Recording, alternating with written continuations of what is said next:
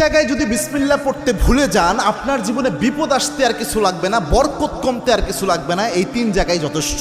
খুব মারাত্মক একটা বিষয়। বিসমিল্লাহ তো মোটামুটি সব ভালো কাজের শুরুতেই পড়া হয়, তবে সব জায়গায় ভুলে গেলেও এই 3 জায়গায় মিনিমাম ভুলা উচিত নয়। তার মধ্যে 1 নাম্বার যেটা, এটা আমি সবচেয়ে গুরুত্বপূর্ণ মনে করি, সেটা হচ্ছে বর্তমান পরিস্থিতিতে এটা হচ্ছে আপনার বাথরুমে প্রবেশ করতে বিসমিল্লাহ। অনেকে বলতে পারে হুজুর বাথরুমে ঢুকবেন আবার বিসমিল্লাহ কিভাবে? বাথরুমের শুরুতে তো আমরা আল্লাহুম্মা ইন্নী আউযু বিকা মিনাল খুবসি ওয়াল খাবাইস করি, এটা না আমরা। হ্যাঁ, এটার ব্যাপারে আল্লাহর হাবিব সাল্লাল্লাহু আলাইহি ওয়াসাল্লাম জানিয়েছেন। আল্লাহর হাবিব সাল্লাল্লাহু আলাইহি ওয়াসাল্লাম জানিয়েছেন, কোন ব্যক্তি যদি বাথরুমে প্রবেশের সময় পড়ে আল্লাহুম্মা ইন্নী আউযু বিকা মিনাল খুবসি ওয়াল খাবাইস, এর ফজিলত হলো ওই ব্যক্তি বাথরুমে প্রবেশ করলে বাথরুমের মধ্যে যে দুষ্ট জিনগুলো থাকবে ওই ব্যক্তিকে দেখতে পাবে, কিন্তু কোনো ক্ষতি করতে পারবে না। কোনো ব্যক্তি যদি বিসমিল্লাহ লাগিয়ে দিতে পারে, বিসমিল্লাহি আল্লাহুম্মা ইন্নী আউযু বিকা মিনাল খুবসি ওয়াল খাবাইস, এই বিসমিল্লাহ সহ যদি দোয়াটা পড়তে পারে,